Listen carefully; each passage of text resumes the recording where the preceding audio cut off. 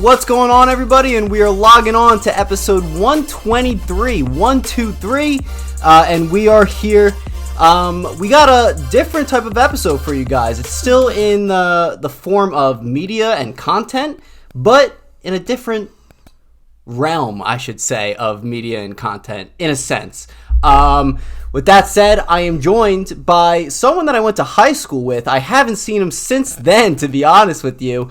But here we are with Wesley. Thanks for joining the pod, my man. Thanks for having me. Yeah, it's been 10 years, I think. Yeah, it has been. That's crazy. I got to bring this up real quick. I don't know if you'll be happy that I'll bring this up or not, but we got a 10-year reunion thing apparently coming up. So I've heard. I saw somebody post on Facebook the other day that it was like, so when is this reunion happening? Is anyone hear about it? And I'm like, yeah, I actually haven't heard anything about it. I'm kind of all about it. I would love to see people, like, even with this podcast, like, people I haven't seen in ages, like, will come on, seeing them for the first time again. I wouldn't mind going to a high school reunion. I don't know how you feel about it, but I don't know who's setting it up, to be honest with you. I mean, I would do it. I think it's cool to see where people, where they are now, Absolutely. a whole decade later. And, I run into, we're still in the same area, so I run into all these people occasionally, but you never have a chance to, like, actually find out what's going on with their lives. Right. And there are people that I was actually really close with, but you don't, you lose connection sometimes, so I'd be for it. Yeah, absolutely. But I haven't heard anything either, so. I haven't either, and I think the person to blame is actually our class president, Keith Clark, I think. But I'm going to give him the pass because the kid just got married, and I want to congratulate Keith if you're even ever watching this. Right. Congratulations, Keith. Yeah. I actually just ran into him at the gym a few weeks ago. Oh, yeah? And I think in the 10-year reunion was brought up, but I don't remember if we, like, spoke about where it's happening. But he said, yeah, 10 years. And I'm like, 10 years? But nothing about, Well, who brought it up, you or him? I think he did. Ooh, so maybe he does have something cooking. Yeah, he could have something cooking then. Right. All right, we'll just have to wait and see, I guess. Right. I was at last year towards the winter time. I actually accidentally went to the 2012 class reunion at Moore's Tavern. Me and a couple of my buddies were drinking there, and I saw like a whole thing going on like the other side. And I was like, what the hell's going on? And it was all, like, most of the people I kind of knew. Right. So I was like, what is going on here? And then they told me, and I was like, oh, wow, this is awesome. So I hope we do something like that, too, at Moore's. That's what I was thinking, because I feel like I remember seeing a few years they do it at Moore's, and that's probably the best location. Even, night before Thanksgiving, that's usually where people go. Oh, my God, yeah, yeah. Until Tommy's came along. Right, then it just moved there. Yeah, it did. You can get in. There. Yeah. Oh my God, yeah. Get in ever. I didn't even bother with Tommy's. No. I didn't even bother with Tommy's this past year. But yeah, let's get into our main topic here, which is the top 5 streamers, our favorite top 5 streamers.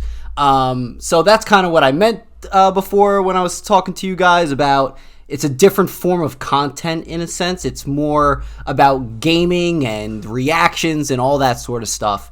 I'll be the first one and probably only one right now to say in this room, I'm not the biggest like Twitch watcher or like Facebook gaming watcher, anything of that nature. But I see plenty of TikTok clips of people. And when certain events were happening, I was tuning in to Twitch and whatnot, which I'll get into later as well. But we did a little poll of the pod here a couple days ago. I posted it, and I was getting majority of the responses being anything competitive. So I don't think I guess it does kind of depend on what game it is, but as long as it's competitive, I feel like that's what most people want to watch. What are your thoughts on that? I 100% agree, and it's funny because before I came to this, I was thinking about, what do I watch on Twitch? Because again, I don't really watch Twitch that much. I know a lot about Twitch. I stream on Twitch, I do all these things, but most of the stuff that I watch, if ever on Twitch, is Fortnite, which is competitive. Oh, yeah. You want to be there for the instant reaction, the instant, suspenseful type of content. Yep. But most of the things I do end up watching are on YouTube or previously recorded, content. Just because I think to be able to sit and watch Twitch, you have to be in a certain type of lifestyle. I think a lot of younger kids that are, home all the time, don't really, work, or you have to be in that setting to be able to enjoy like a live stream. So I'm with you that I was thinking, what's the only thing I could watch, which is competitive stuff. Fortnite, Call of Duty. Oh, yeah. Call of Duty's huge, too, I'm sure. I feel like it would almost be like ASMR if, like, Minecraft was being viewed on Twitch, which I'm sure it's probably a big thing on there, too. But, like, I would be falling asleep for sure if that was the case, you know? I would be more into the competitive stuff, too, if Twitch was even, like, a thing back in high school for us and whatnot, you know what I mean? Right. I feel like I'd be all over that. But tell me a little bit about your streaming experiences. I know you've been doing it for a little bit. You're doing it somewhat casually now and whatnot. Let me know all about that. Yeah, so I first was introduced to Twitch, I think it was right when high school ended. So I was a freshman in college. Oh, so it was around. It was around, but it was very, Ninja was, we're talking about streaming. Ninja, who kind of revolutionized gaming and live streaming. Yeah. He was still just like a nobody. But I found this guy called Shady Penguin who streamed Pokemon. And I was big in, at that point to playing that game. And I watched him really just because I'm like, I could probably do that. I want to do that. I don't want to be on this. I want to be on the other side of the screen. Yes. So I think it was 2016 is when I first started. I found an old computer in my house and I booted it up. I somehow connected to my Wi-Fi. I had the lowest resolution, going on YouTube, looking up how to do everything with, the open broadcast software and all these different things you have to learn because it's a lot to just get live. Oh, without a doubt. So many moving cards, pieces. Everything. Yeah. And I just started streaming casual Nintendo games. So old Nintendo games like Paper Mario for the N64. Oh, hell yeah. Super Smash Brothers, Mario Maker for the Wii U at the time was out. That was the newest console. Never played that one, but I heard it's pretty good. It was, and it was a good way to get people to watch my stream because I would be playing levels that viewers made. So that was kind of a way because people would love to just like browse that category and jump in and be like, hey, play this level, here's the code. Yeah. And then you'd play it. But yeah, I started in 2016. I loved it. It was something to do when I was out from school. I was in college at the time, I think like a sophomore or junior. It was a junior.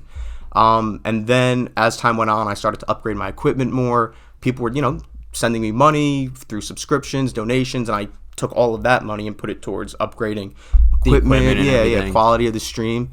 And then around 2019 and 2020 is when I was in law school at the time at that point, but I was like heavy. Every day I would get home from school, I would just stream for 5 hours, and I started to do more competitive things. So I would do Fortnite, or I would do competitive Pokemon even. That was really what got me to the point of becoming a partner at the time right before COVID happened. Wow. So it was just streaming every day, trying to find your niche because you can't, I can stream Fortnite as much as I want, but it's such a big category with millions of people playing it that, when I would stream a Pokemon game or Paper Mario, there was only 25 people in the category playing, so you have a higher chance of getting recognized. So I just kept doing that over and over again. I learned a lot about, being online, making content. Yeah. And I think that once I did become partner, I fell into the competitive Pokemon area for a while, which was fun because it's essentially like chess, but you can kind of create your own chess pieces, you can say. Yeah. And there was a lot of tournaments and things that you could do, so I was doing a lot of that. But, once I got out of law school and I started working, I just wasn't able to do it anymore because it is a full-time thing to create content. 100%. It's a lot of work, Oh, yeah. But I've learned a lot, and you touched on Minecraft being like ASMR and things like that. So I just remember when I would stream a more casual type of game, like, a Pikmin or an older Nintendo game. I would do the mini games in Pokemon Stadium. Of course, those were the best. They were fun, and it was just people weren't there for like some high stakes event. They were just there to chill, and you get a community of people in your stream that talk to each other, and they become friends.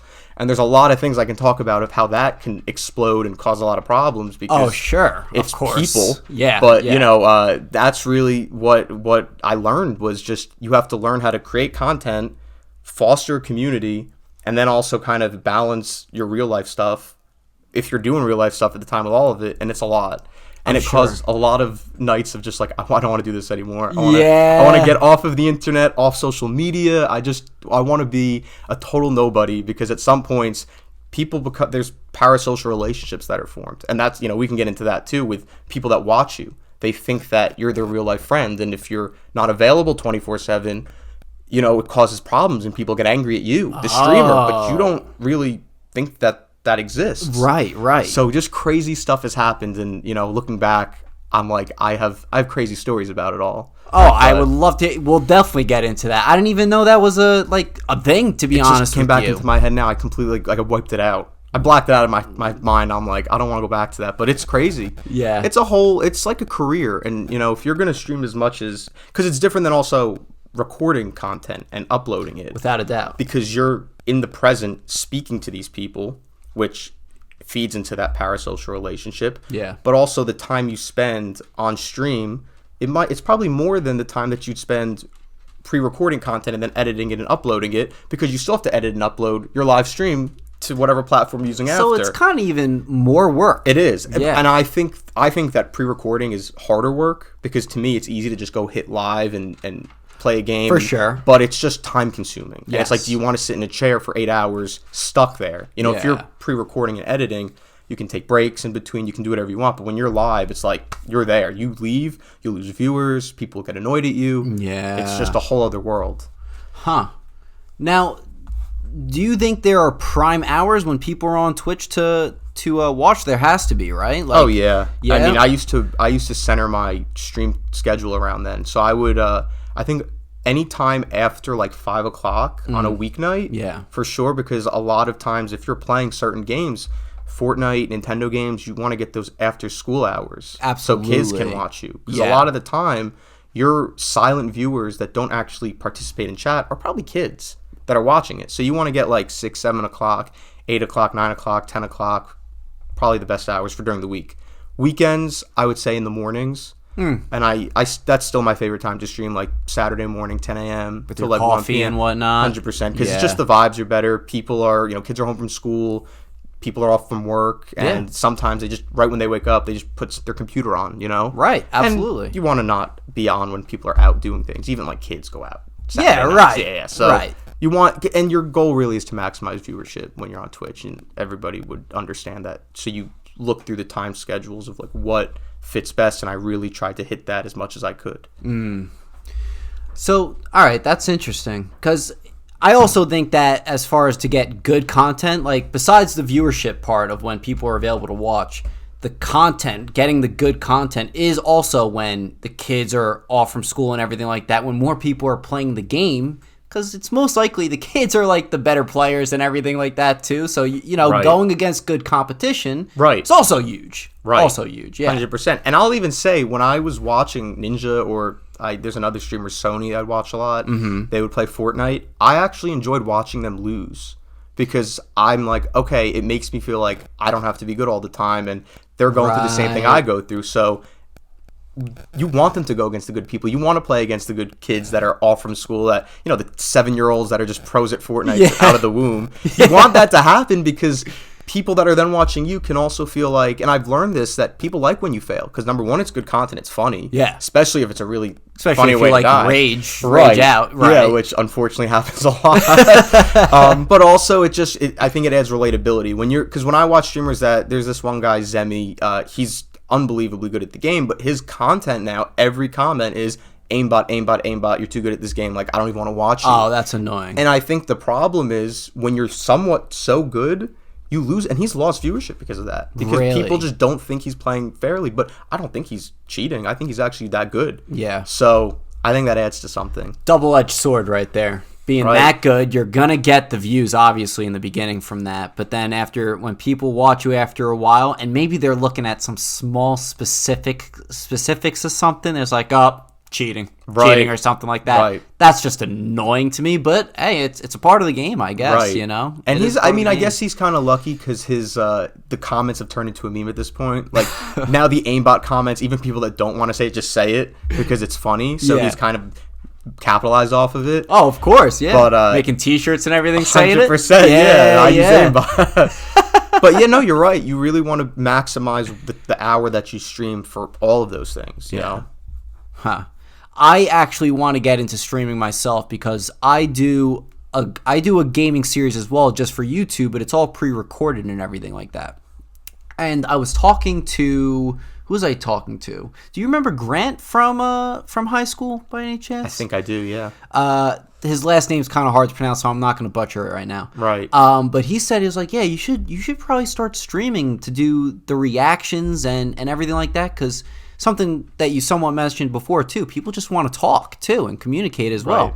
And I'm like, that's a good idea. Like, maybe I'll start transitioning some of the games I play that I'm not necessarily great at, but and the reactions over to streaming and just see what happens with it and see if a conversation could be started in that sense and gain viewership and whatnot, 100%. Yeah. I think that streaming and pre-recorded content have two completely different audiences. Yeah. So you would definitely be opening up yourself to a new audience.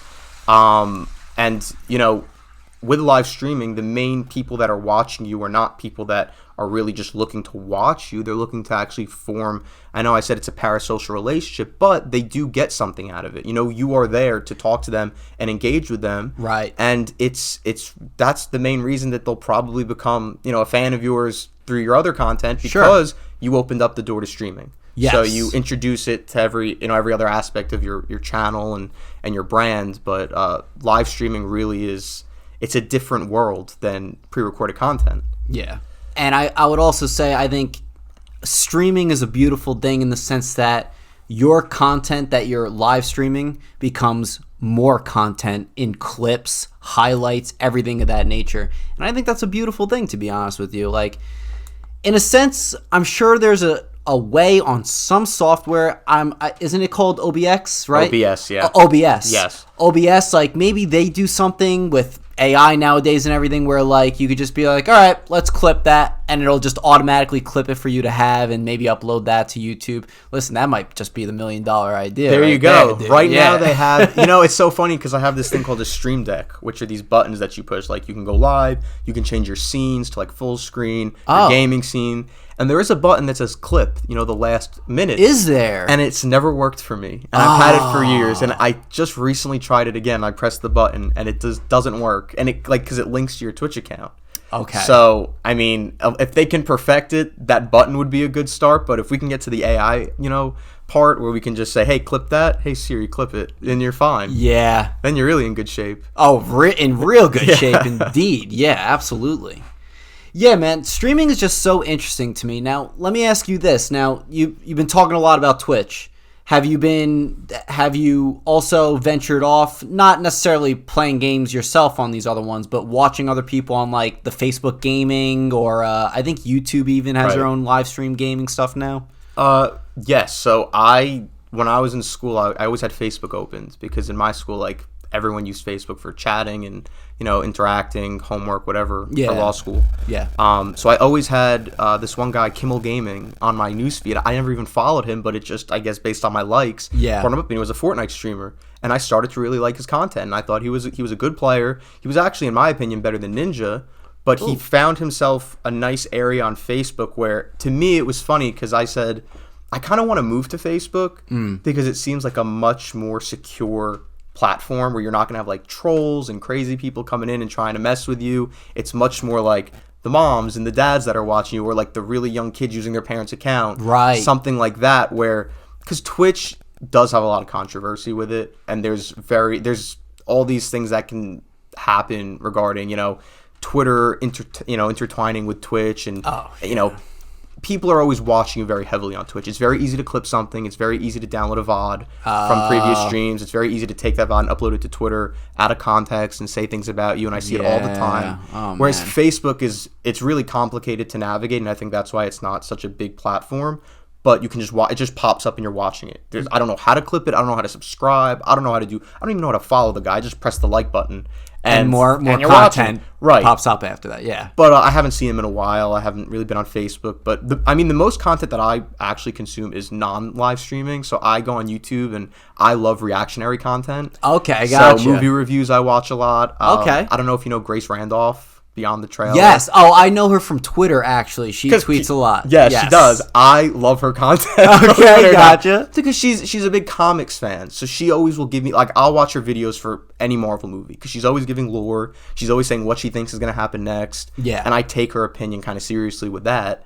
So, and she does all, pre-recorded, but she just started doing live streams like twice a week, for the last 6 months, and it's blown her channel out of the waters. Like, awesome. It's and I'm saying, when you do that and you open up that whole, because she has people she says she never knew before that are watching her content. Her viewership doubled basically. That's amazing. So I look at her and I say, if you're going to be doing pre-recorded content, you should really start not just transition, but do both. Do both, right? And her her live stream content is so bare bones that you can just go live for an hour, talk to people. She does like a Q&A every day for like 20 minutes. Talks about 2 news stories. Boom, she's done. And people are on YouTube. There's a thing called Super Chat where it's basically tips. Yes, yep. And people are sending she probably makes so much money just from one live stream. Oh, I'm sure. And it's just talking, So it's just there's all these different things that you can do, and it's overwhelming, Yeah. It's like for someone like her where it's her full-time job, I think she's okay with that. Yeah. She can navigate it. But someone like me where I'm starting from live streaming and I've tried to do pre-recorded content, it's just too much, and I wouldn't be able to do it unless I quit my job. Right. I don't know if you want to do that though. No. I don't. So with the tips and everything that she does, is it like when they want to ask a question, that's how the when system they want to works, ask a right? question or they just want their name, like if someone sends a super chat, she'll make sure to read that comment, because when I've seen her live streams, the comments move pretty fast. So when there's a super chat, it like blows up in a color, and she'll say, she'll read it, and if she doesn't read one, someone will comment, "You missed my super chat," and she'll go, "Oh, sorry," and she'll like scroll up. They become more of a priority and everything like that. Yeah. Right. And people will send $1, $5, $50. They'll gift memberships, which is like subscriptions on Twitch, essentially. It's the same thing. Okay. A monthly renewal, you get badges, whatever. All these different things. So, explain to me how that works with like a membership for it. What are the badges? So on Twitch specifically, and that was my favorite thing with Twitch, was the subscriptions, because you as a streamer can create personalized badges and emotes that can be used on other streams. So the badges are basically like, mine right now are the Star Spirits from Paper Mario, and I have one, the first one to the final one. I think it's 6 or 7. And every month that you renew your membership, there's like the base badge, then there's the 2-month subscriber badge. Then if you've been a subscriber for 6 months, you get the 6-month badge, and it's always appearing next to your name in my chat. So people will know you've been a viewer of mine and a subscriber of mine for X amount of months. I think mine goes up to 2.5 years, and I have people that have the 2.5-year badge, which is crazy. Oh, that's amazing. They subscribe for 2. Yeah, so that's that. And then emotes are, you commission artists to create little emoticons that when they subscribe to you, they can use those emotes anywhere on Twitch, in anyone's chat, not just yours. So I commissioned, Pokemon emotes, Dragon Ball Z emotes. It's almost like a little emote store, basically. Yeah. So you subscribe to a lot of people, you get a little Rolodex of emotes that you can use in anyone's, channel. And I think that to me is the coolest thing about, subscribing to somebody on Twitch. That is awesome, yeah. So, and I care a lot about it. So like I think I have like 50 emotes at this point. Oh, wow. Yeah. So like I've always done it. And 1 month I used to do, at the end of this month, whoever has the most wins in this one game, they'll design the emote for me to commission to somebody. So someone would give me an idea, and then I commission it out, and then it's like essentially theirs, and they can say, "Oh, that's the emote that I made."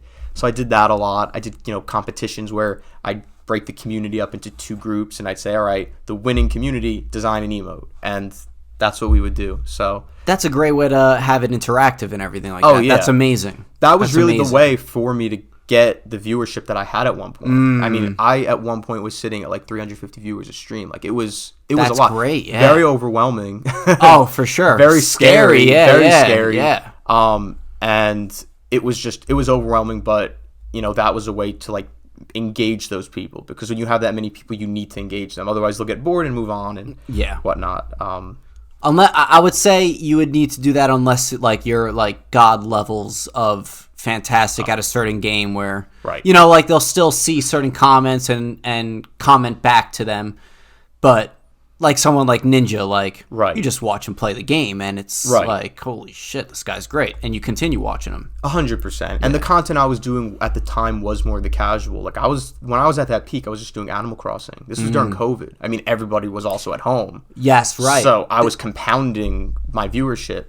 But when you're doing casual content like that, I can't really rely on skills of anything other than me trying to speak to everybody and read every chat. Right. And it was a lot of work. But then you have the people like you're saying, like Ninja or Nick Merckx, where they have thousands of viewers. They don't have to read any chats. Yeah. They'll see a sub on the screen, thanks for the sub, and they're fine because they're so good at the game. And there's too many people. Once you hit a certain number of people, I'd even say like 350 at that point. Yeah. You don't have to read the chat. Yeah. Right. You don't.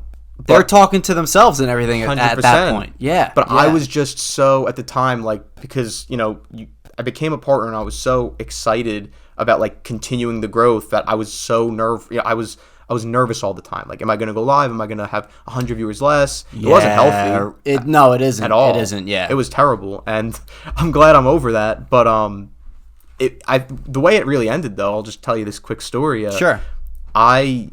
I remember I was doing Animal Crossing, and I had people. You can have like people visit your island. Okay. So I was opening it up, just random people can come, do what they want, whatever. I'm kind of just taking a back seat on the stream. They're interacting. I had these 3 people come in and just start putting slurs all over the screen on my Twitch, which will get me banned. Yeah. And I just said, I don't want to do this anymore. Like, and I dealt with like smaller things like that. Yeah. Because obviously it's a bad thing to do, but I don't have a defense. Like, Twitch would just say to me, you should have known better than to put this on your stream. You're going to get your account banned, and then it's all done. And I was at that point over it, and I didn't like the groups of people that were coming in through that type of content. Yeah. So I just stopped streaming for a few weeks, and then when I came back, I was down to like 80 viewers a stream, which is fine. Yeah. I was happy with that. I was actually relieved because I said, I don't have to deal with this anymore. Right. Like, some people are like, oh my God, you lost your job. I was like, no, I'm happy. Yeah. I don't have to deal with worrying constantly, like, what are these people going to say on my stream? Because that was my content. A lot of the time it was other people having the ability to go through my page. Yes, right. And it's like a flip of a coin day by day when you were doing that, probably. Right. Yeah. Right. Wow. That just sucks, man. And I'll tell you what, that's really not fair on Twitch's part. Oh, no. It really isn't. But Twitch will never change. Twitch has been... There's so many problems with Twitch. I mean, I don't even want to get into all of them because, Twitch is... They have to... They don't have the ability to look at every streamer and, like, make a nice decision and sit and look at all the facts because there's so many of us. Yes, right. Even partners. When I became a partner, it was impossible for me to become one. I had to apply, like, 5 times, and you wait months. But now there's a million partners. They don't care anymore because now they're making more money off the partnerships. Right. So, once they realize, wow, the more partnerships we give out, we can make more money, then it stopped becoming a prestigious thing. And now they don't, because before I did have one-on-one time sometimes with some of the staff because I was a partner. Now you don't. Like, I think I wanted to change my username a few months ago, and it, like, took them a month to get back to me. Really? You're supposed to have, like, priority, customer service, but you don't. So. Oh, interesting. Was this another thing that changed during COVID? Yeah, I would say during COVID, I think it was COVID or a few months after. Twitter specifically does push Twitch a lot. There's a lot of times that if there's an issue with, codes of conduct or things on the platform, Twitter gets a trending topic, and then Twitch just responds right away. And I think this, because I just remember when I first started streaming, like, a guy couldn't stream without a shirt, even if it's just his shoulders up. Mm-hmm. And then I remember, like, during COVID, you had hot tub streams. That's right. Do you remember the hot tub? Yeah, that was insane. And listen, I didn't have a horse in the race. I saw every point from both sides. I think one thing that stood out to me was, I think it was Cutie Cinderella. She had I don't know if she still feels this way, but at the time, she was in Just Chatting, and she had 2 hot tub streamers as the stream in front of her and behind her if you're, like, in the browsing thing. She said when those 2 streams went offline, all the guys that were in that stream that came from, the sites that they would probably normally be on, not Twitch, they'd be on a different site, went into her stream and started telling her, get in a hot tub, take your clothes off, and she said, Twitch needs to do something. Yeah. And, I think Twitch made the right choice. If it was, I wasn't allowed to stream shirtless with my shoulders up, but, they decided, let's make a hot tub category, which they did.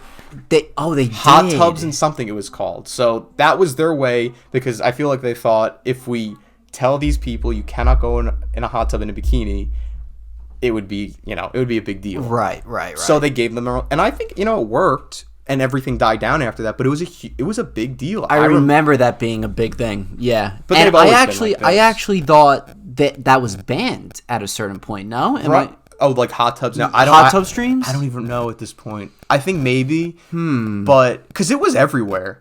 Yeah, it was the front page, and then the guy started doing it, like Ludwig and these Smash streamers. They just like put on a bikini, and it was funny because oh my god, yes. Twitch couldn't tell them no anymore, and I'm sitting here like I couldn't wear a tank top sometimes when I first started, and now the rules just changed. But it's because they see how much viewership and probably how much money they were making. Yeah, every other adult website was like, what is going to happen if Twitch becomes a partial adult website? Because if they did, Twitch would be, I mean, it's Amazon too.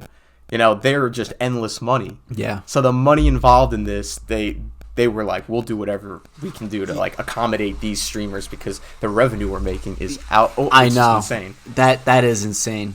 So back to COVID when everything went down and everything like that.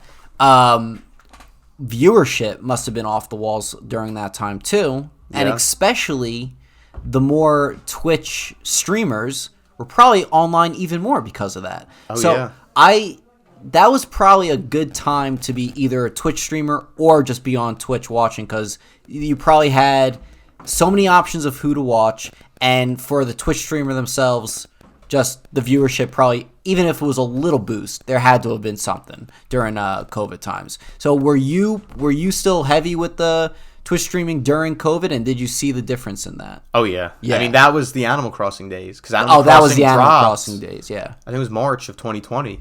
That's when the game came out. So that's right. It did. It was just unbelievable viewership on all across every streamer. I don't follow too many people. Yeah. But the people I followed, it was like quadruple numbers every single night that they were live, and it was wild to see. But yeah, the numbers were insane, and you had the time to do it. I mean, even for me, I was in my last semester at that point, and all my classes were online, so I'd be like watching my class, and then on my TV I'd have Animal Crossing. I wasn't streaming, but I was just like, I was checked out. So that's what kids were doing. That's what anybody was doing. Yeah. They'd be in class online and have the stream opened up. You don't have to worry about, they're in school, I can't stream. You could stream whenever you wanted to, because people would watch you. Mm-hmm. And that was like the beginning of when I stopped, though. It was around, so I had the bar exam. It was supposed to be July. So I was like preparing, like, okay, June I'm going to wind down from streaming and just like stop it. And then my bar was postponed to August, and then again to October. So I pushed through until about like the middle of August, and then around the middle of August I just quit streaming, and that was the end of it. So I was at a peak in March of like 350 viewers. Yeah. By August I was sitting around like 30 viewers, 40 viewers, and then stopped. And then after that, I came back like a year later, just to screw around. Yeah. So are you like casually streaming, like just from time to time, or like once in a blue moon nowadays? I was doing that for a while, and then like 2 months ago something came over me. I'm like, I get home from work and I have all this time that I can actually devote to maybe making some content again. So sure. I did push myself to stream. I was streaming like every day for a few months. Like 3 months ago, but now I'm kind of just like 3 days a week. Okay. I was trying to do like content on TikTok, which I can't figure out for the, I'm going on Google looking up templates to re-edit things, and the frames of it and everything. And I'm doing it, and it's like, it's just so much extra work. See, when I streamed, all I did was go live and then press the offline button, and the most I would do in terms of like YouTube is output a Twitch stream completely to YouTube. No editing, just export it. And then now I started to like, I have, I bought a movie editing software, and I was editing, and I did it for a few weeks. And at first it was, I felt, this is good. But then after like 3 weeks, I'm like, I can't do this, because I wake up thinking about it. Yeah. So my day at my job is like, what am I going to do when I get on stream and when I do that? And I'm like, I have so much trouble balancing those. Yeah. So now I just do it more casually, 2-3 times a week, probably like Monday to Wednesday-ish, something like that. And okay. Saturday mornings, just a way for me, because sometimes I'm playing a game, I'm like, I would kind of like to do this on stream. I would like there to be some interaction, on certain games especially. So like Legend of Zelda, the new one coming out, like that's a game I'd probably want to stream, because when I stream Breath of the Wild, I mean, I loved the interaction. It was so much fun. But so now I'm just casual with it. Gotcha. before we get into our main topic here, well, this is the main topic, but our top 5 list, would you want to give a shout out to your Twitch stream channel and whatnot, where they can find you? Yeah, if you guys like just like casual Nintendo games or sometimes like Fortnite, it's Wes AKAI, which is like the 10th name I've had in the last few years. I keep changing it, but it's Wes AKAI, so Wesakai essentially. Okay, gotcha. All right, well, that'll be in the description and everything like that for people to check out. All right, I got my list over here. I guess you got yours on the top of your head here. Who you got? All right, very good. So like I said before, I'm not the biggest stream watcher or anything like that. Never really was. But when it came to TikTok clips and really just the TikTok clips. Oh, and when certain like events were happening, which I'll get into, I was watching certain people. So the first person, my number 5, and I don't have any honorable mentions. It's okay if you do. You could listen. I don't either, so you're fine. Oh, okay, all right. I just went with a straight 5. So my number 5, it's a person that I enjoyed his content at first, and then I thought he was going a little off the walls. Okay. I feel like not a gamer. Not a gamer either. Okay, I feel like I know who you're talking about, but I don't take a guess. I don't want to say it. Okay. I don't want to give him the promo. Oh, he's like wild now. All right, I'll say that Aiden Ross. It's close to him. I was gonna say I Show Speed. Oh, okay. I was gonna put them together. Yeah, because they kind of like hang out and do. Yeah. Didn't they do one with they were like trick or treating or something like that? Yeah. Did a whole stream on. Dude, I loved me and my buddy who actually is now like very big on TikTok and YouTube. I don't know if you know Sam Barras. No. Graduated a year below us. Oh yeah. So yeah, I'll have to check out the channel. He's big, but he and I would love Speed's Ben content with that little talking dog. Oh my god, it's the funniest thing ever, and we would be like just all day. I have a Ben shirt at that point. Like I thought it was so funny, and then he just went off the rails.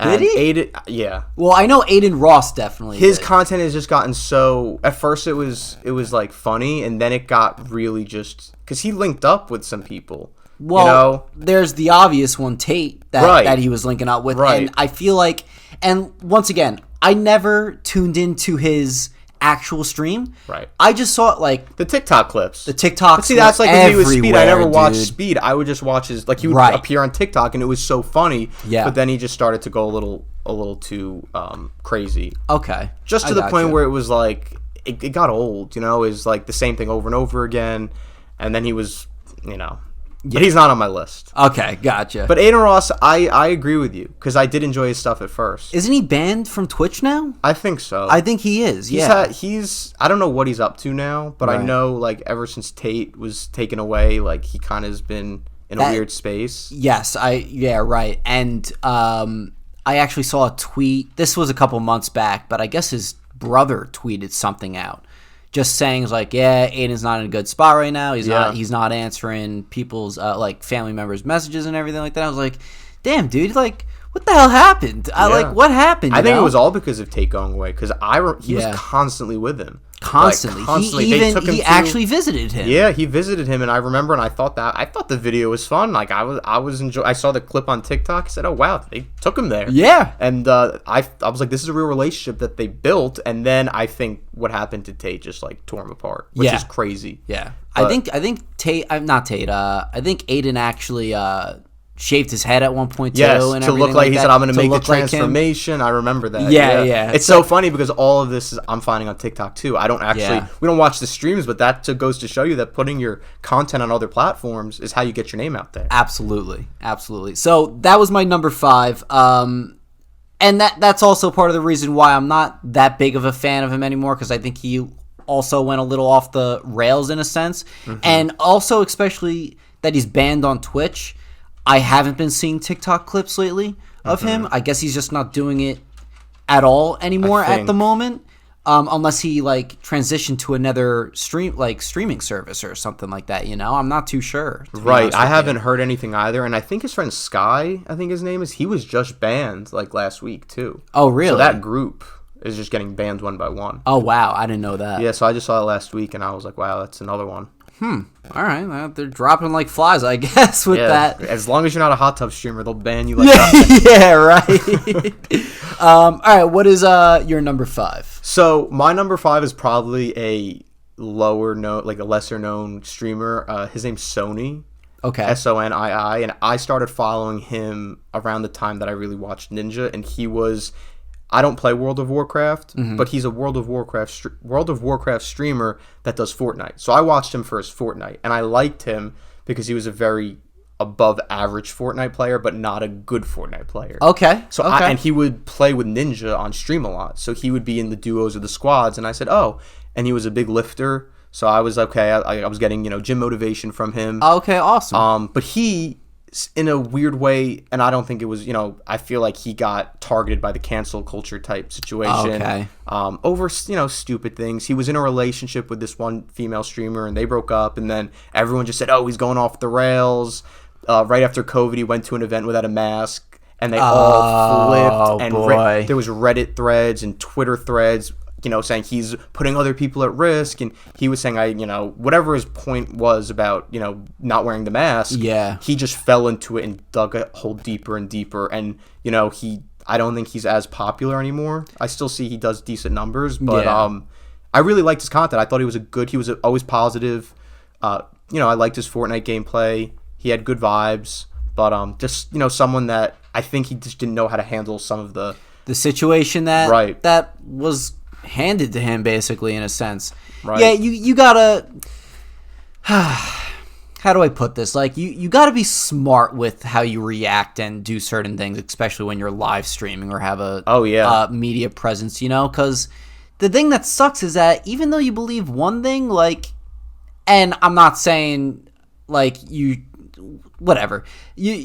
you believe that, like, oh, I don't need a mask right now, whatever, but you're still gonna wear one just to keep the people happy. The problem and everything was that. Yeah, he thought there was no repercussions for things that he did because he's sticking to his guns. Right. But the reality is, when you are a public figure, you can't do that. You some people apologize and everything. 100%, but some people are impervious. But to be impervious to that, you got to be a massive star or like a Ninja type. Because Ninja's gotten canceled 1,000 times. Oh yes, right. Never had any issues because he's so successful. Whereas Sony was still a mid-sized streamer where one cancellation put a dent in him. He's not canceled, but it did hurt him greatly, especially with the breakup that happened at the same time. Oh, because, right. All of the supporters of his ex-girlfriend were really the people clowning him. They were the ones that were going and attacking him. And they have him and his ex had a great relationship post the breakup. But, people online, they create their fake scenarios in their head. But I felt bad what happened to him because I said, whatever his situation was, whatever choice he made, whether I did agree or disagree, I don't think it was fair the way he was attacked. Right. Because his response wasn't screw you, I'm gonna do what I want. It was, this was my thought process, this is why I did this, I thought I didn't need it because of these reasons, and everyone just ripped on him, and he kept going. And instead of just like cutting it off and saying, you know what, guys, sorry, whatever, which he should have done because you are a public figure. Right. He just kept going and going, digging a deeper hole, and then it's like, it was exhausting because I followed him on Twitter. I had to I didn't unfollow, but I'm like, I don't want to see this anymore. Yeah, it's just constant everyday threads on like, this is I was like, come on, bro. Yeah. Enough. Yeah. No, I don't even know him, and I feel bad for him that happened. And, he was probably on his high horse a little bit, too, because he thought he had a big enough following where, he wouldn't be, he's uncancelable, in a sense, Because he was with Ninja a lot, and then I don't think he's ever streamed with Ninja again since that, month or two. Oh, wow. So, he's kind of doing his own thing. But I did enjoy him for a while. He was, when I streamed, I used to raid him sometimes. So, I would send my stream into his, and, I was I got a shout out, whatever. Yeah, that's awesome. But yeah, so he was definitely cool. Okay. My number 4. This is when I say, when certain events happened and I started watching streamers react to this, I'm mainly talking about the Johnny Depp Amber Heard case. Mm-hmm. Now, a lot of people were streaming and reacting to what was going on during that whole court case. I hope I don't butcher this name, but Asmongold? Okay, I know them. Yeah, he was reacting every day to the whole court case. Like, every day that it was on, he would be watching it, reacting to it, giving his opinion and everything. And I mean, don't get me wrong, the Johnny Depp Amber Heard case was entertaining just alone, in my opinion. But I agreed with a lot of the stuff that he was saying. I mean, I think everyone was in agreement for the most part with that whole case. But I just liked what he was saying and everything like that. He was consistent in watching it, like that. He made that the priority of his stream during that time, I believe. And like, once again, there's only one person that I've actually tuned into their stream. He's not one of them, but once again, it's from the TikToks. And actually, no, not TikTok, YouTube. All of his YouTube clips reacting to that case were all over my feed. So that's why he's my number 4. Yeah, it's so funny because when that was going on, the Amber Heard Johnny Depp, I didn't watch one day of the trial. Oh, no. I didn't watch any reaction of it. I think what happened was there was another case a few years ago that I was watching, like, coverage, and everyone got everything wrong. And as a lawyer, I was like, in my head, I want to just say something because everyone just got things wrong. I mean, the Amber Heard Johnny Depp thing was a civil situation, right? So it was really just who likes who more, and going off of like the popular culture facts of it was all. More or less a popularity contest, right? So that was I probably could have enjoyed watching it, but after it was a criminal case that got me really angry that I watched a couple of years ago, where everybody was talking and saying things that were completely just insane to me, and if it was in a vacuum and no one liked one side or the other, everyone that was saying things that pissed me off, they'd be like, oh, no, I would never mean that because that would change the entire criminal justice system. Right. So I just don't watch legal reaction stuff. But I did see his show. Like, I would see it and I'd be like, oh, I'm not watching it. Yeah. I just don't want to get into it because, and I definitely probably, I think, did he support Johnny Depp? Oh, yeah. Yeah, I mean, I did too. Mm-hmm. And there were so many factors as to why, Johnny Depp was really the one that had the landslide victory. Yeah, there were reasons. Yes. And obviously, you have people on both sides, mainly one side that are saying, well, he did this, and he's a terrible person, and she did this, so she's a great person, or she's whatever it is. People don't look at the facts. People don't apply the law. People don't apply actual, non-biased mindsets when they go into this. Right. So I just stay away from it because especially like I had a Twitter before I left streaming. I had a Twitter that had like a lot of 15,000 followers, and I stopped tweeting about things because there was a few times I would give my opinion. It was going private now. I'm not dealing with this, but with that I didn't even want to go there because I know whatever side I take, people are going to be coming at me on both ends without a doubt. So I just didn't even want to watch because when I watch something like that, I have to comment. I have to. I have so much to say. It's really hard for me. Like, I'll see a tweet now. I think I just saw one today, and I was like, "Ooh, I want to quote tweet it and say this little opinion." Yeah. But I don't do it. So I know I'm sure he's a great reactor and everything, but I didn't really get a chance to watch that stuff. Understood. The case before just left a bad taste in your mouth, basically. And I'm glad I wasn't alive for the O.J. Simpson and all those other cases because I'm sure I would be watching live and just be like, can't do it. Yeah. I can't do it. Well, let me make one thing clear, though. I think they're both, Johnny Depp and Amber Heard, I think they're both, not really great people. Oh, no, of course not. I really don't think I think the facts were just on his side more. Yes. He had a better case, you know? It was very simple that anyone could see it, but there is this movement and push that, Johnny Depp always has been this terrible person, especially on sub Twitter cultures that I would always see under tweets of the news saying well, this is what he did.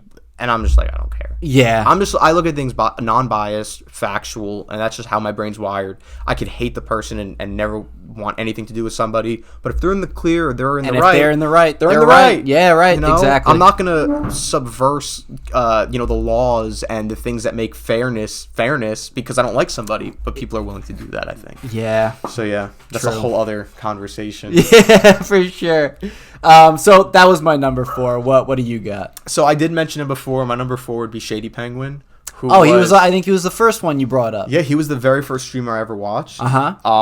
And he, in my opinion, kind of, everyone that I picked is a revolutionary for some different aspect of streaming, in my opinion. Okay. He was the first one to really stream Pokemon and the Nintendo DS onto Twitch. You couldn't really do it unless you had like a camera pointing at your I was about to DS. say, how would Right, that work? so he would mod his Nintendo DS to have a capture card installed in it.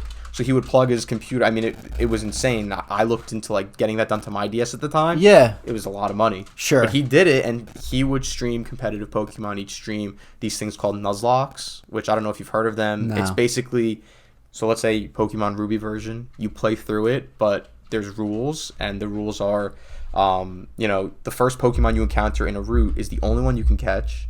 And if you don't catch, you can't catch it. If your Pokemon's knocked out, it dies. You have to put it in the PC. You can't recover it. And if you lose all 6 Pokemon in a battle, you have to start the game from the very beginning again. Whoa. And now, like, they have emulators and ROMs where this is, like, built in. And it's randomized. So now you'll play a Pokemon game and you can find, like, a Mewtwo on Route 1 just because it's a randomized, just any Pokemon. And there's ways to, edit the stats of the Pokemon right away. And he created a huge, like, area of Pokemon games. And I think Nuzlocke are now the most popular Pokemon content to stream. It is. Like, if you go in the Pokemon category, almost, I'd say 60% are Nuzlocke. Wow. The other 40% are competitive. And then shiny hunting and things like that are somewhere in the mix. Yeah. I mean, my brother Jesse he's obsessed with Pokemon Go. He's all about getting those shiny Pokemon. Yeah, there's a whole, it's so crazy because Pokemon has so many different subsets of like different categories. I was doing competitive.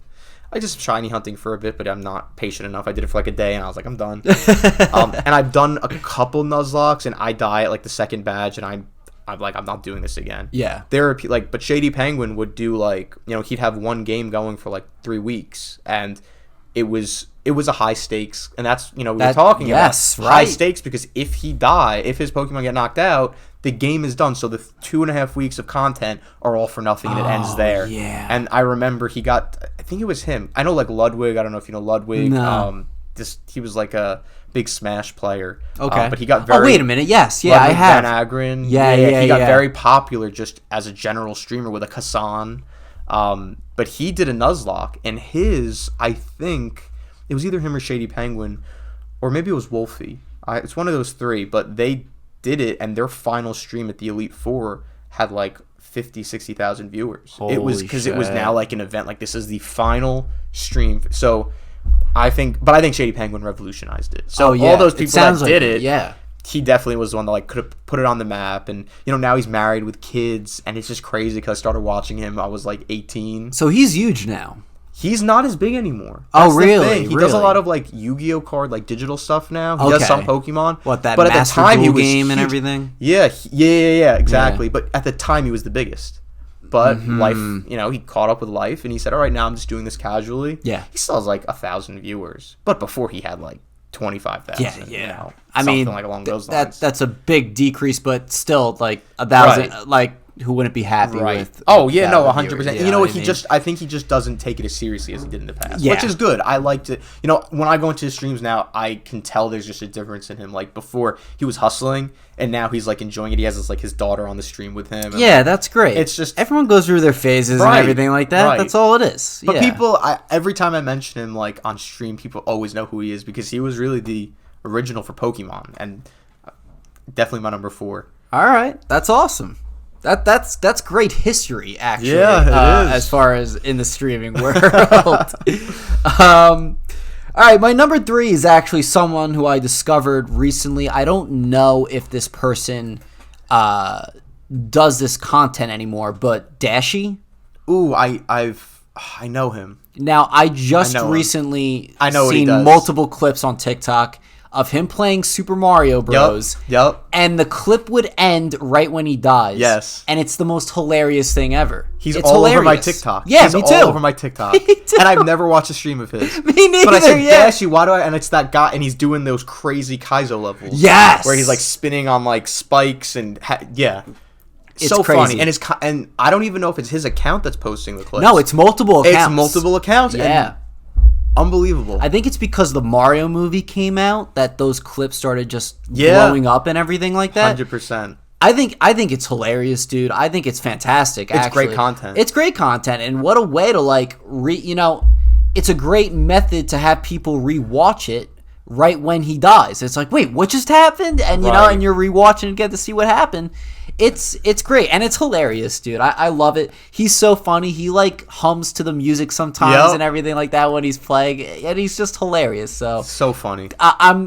This is a rare case in like in my top 5 list on this podcast where like it's someone brand new that I just discovered, making it pretty high on the list at number 3, to be honest with you. That's like a first. It's just so funny. I mean, I think he's hilarious. I think I followed one of the accounts that posted it because I was like going through all of them. I was like, but you know what it is? Live content like that gives you the best clips. It gives you the best like short form content. I'm sure.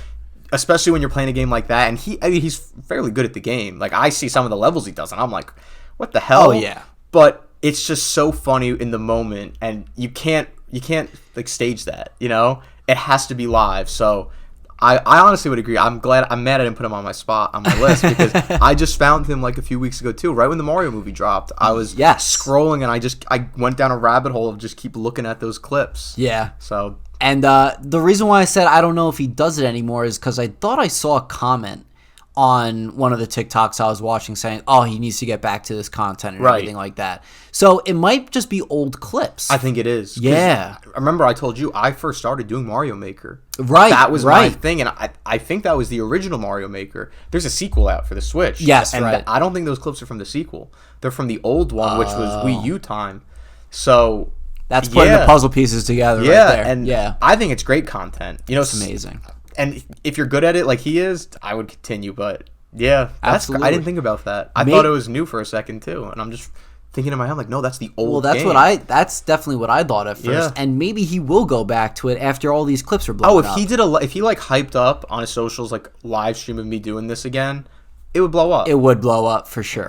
I hope he might have done it. We don't even know. I mean, if he was smart, and well, if he's still streaming at all anymore, right? You know I think it would be smart to capitalize, right? Absolutely. But yeah, Dashy's my number 3. There you go. Yeah.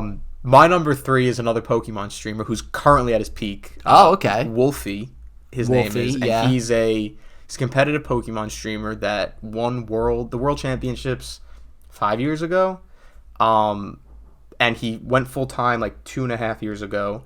Very good at the game, very smart, amazing personality, and I think that's the thing that sets him apart from the other Pokemon streamers because there's the Pokemon game competitively. There's like a group of like 10 guys that always win everything, and 9 out of 10 of them have not so great personalities. Like they're very boring. They're very you don't want to sit in a stream and watch them. Yeah, Wolfie is just like the total opposite. Super charismatic. Really funny, and I've actually sat and watched his stream so many times. He does some fun concepts. He's actually collabed with like Ludwig and those bigger, Hassan names because of, I would just say, his personality, and that's what's caused him to have so many viewers. Because again, with Pokemon, there's a cap to the viewership you can get in that game because it's not a huge game like Fortnite. Mm-hmm. So you'll see like second to Wolfie, someone has like 250 viewers, and Wolfie's got like 5,000, 6,000, 7,000. Because he's just a good content creator. And ever since he started doing it full time a couple of years ago, he's hired like editors, and he's been able to just pump out content like crazy. So he's appearing on my TikTok feed a lot. Okay. But he would do things like, I'm gonna go to a regional championships with a Clefairy, and I'm gonna win. Clefairy's actually a good Pokemon though, so I can't say that. It's really, really good. Like a Pichu, and he would do really well with it. And he would go on, there's like a ranked ladder every month in the game, and he would go at midnight right when it resets every month, and he'll get to number 1 using some crazy Pokemon. He will get to number 1 like every time it resets. But he's definitely my number 3. His characteristics and his personality and everything seem to have attracted both the collaborators and the audience. Yeah, it's all who he is. And I'll also tell you this too, like you're saying there's a group of 10 people who are really good at the game and are streaming it. I would say you would have to be the best unless you have someone else on your top 5 list, but I would have to say I think he might be the best because not a lot of people could like multitask like that as far as having the good personality. No. And playing the game and doing good. Right, and a lot of the people that play this Pokemon game are very similar. Like it's a way to think. I'm not the greatest, but I also don't have the personality of the people that are the greatest, and I can tell like I don't know what it is. It's the way your brain's wired to be really good at this game. Wolfie has the wiring of the brain, but he has like a defect somewhere that makes him like a very fun person. I love it. So he's just able to like really be enjoyable. And I just remember seeing on Twitter the other day there was this tournament that went on, and this kid went to number 1 in like 10 minutes, and I think he's the best in like the world. And I saw his tweet, like, just made number 1 with like his thumbs up, and I'm like, you just don't have a good, like, don't do that, because everyone agreed with me. They're like, it's just like so showboaty, and like you're not, something about, like, Wolfie says in every video, here's how a world champion does this, but it's in a sarcastic tone that's so funny because he doesn't mean it. He does it in jest, whereas like these people that are actually really good are not doing it in jest. They're being 100% like taking it seriously, and everyone's like, my guy, it's Pokemon. Yeah, it's not bad. You're not being drafted into the NFL. Yeah, you're playing Pokemon. Right. And I play Pokemon, but I'm just saying Wolfie is just, he's very funny, super entertaining content. And he actually does really work hard. He posted like this hour-long video about last year's World Championships where he didn't win, but he did like a documentary of his preparation for it. Oh. And, I think he went overboard because he doesn't need to do all that stuff, but he showed like 10,000 index cards, calculations for every, specific matchup with this Pokemon versus that, essays, team building with people. He went above and beyond. Wow. Well, he probably loved doing that. He loves it, right? Yeah, no, and that video, I think he got like a few million on it views, and it's an hour-long video too. Wow. So it was so intriguing to watch because he has a good personality, and he had a really good editor on it. Yeah. So so definitely him, and he's like the only other than Shady Penguin. Shady Penguin was never really good at the game. He just did different things, and he had a really good personality, and he was the first. Whereas Wolfie is like excellent at the game, definitely a top 5 player, maybe top 3. So yeah, he's my number 3 for sure. Okay. Very cool. I'm not, and I told you this before on Instagram, I believe, I'm not the biggest Pokemon like video game player, right. But someone like that has the good personality and is good at the game, I wouldn't mind watching. Right. I wouldn't mind especially watching. When he does such crazy stuff. I think he brought like, I'm trying to think, like a Bidoof. I don't know if you know Bidoof from like Ruby. It's like this little squirrel thing that's useless. No. He brought it to a World Championships and he did really well. And it was just it was a meme, like. All right, my number 2, the only streamer that I actually ever tuned into to watch on Twitch is Ninja. I think he deserves this number 2 spot so much. I think he's fantastic at Fortnite. I actually just got back into Fortnite again. I bought the Battle Pass for this season because of the Eren Yeager skin. I love Attack on Titan. But I started playing heavy Fortnite again, and once I put Ninja's name on my list, it's like, you know what? Tonight or tomorrow, I think I have to tune in and see if he's playing again. You're going to hate me because he's my number 2 as well. Oh, is he your number 2? Yeah. Okay, cool. So we go back and forth on this. Ninja, me and my friends in college used to watch him all the time, and that was actually my first introduction to Twitch, was when I saw Ninja play, actually. Like how you said Ninja kind of revolutionized things. I think that really just means he brought a lot of traffic onto Twitch. Oh, yeah. And everything of that nature for people who never even heard of what Twitch was. And I am one of those people. Like I never watched any streamers or anything. But no, Ninja's fantastic. I think he's somewhat funny. Like, I think he's actually a little bit more cringy at times than funny. But he's a good guy, and like you said, he's been canceled plenty of times, and it doesn't even matter. 10,000 times. 10,000 times, and it doesn't even matter. And yeah, I agree with you. Ninja, he revolutionized streaming for sure. He brought the traffic in. Yeah.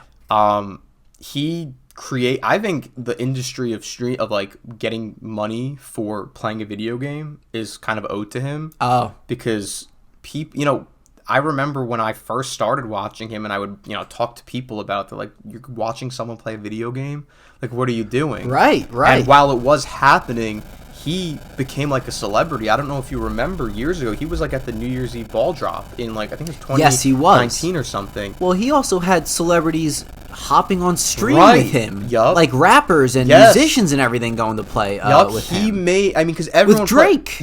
Everyone played video games. But he was the one that actually turned it into an industry. Yes. And that's going to tie into my number 1 person, because I think what a lot of people don't understand is, you have the game creators, the developers that put out the game. They make money from you buying the actual games.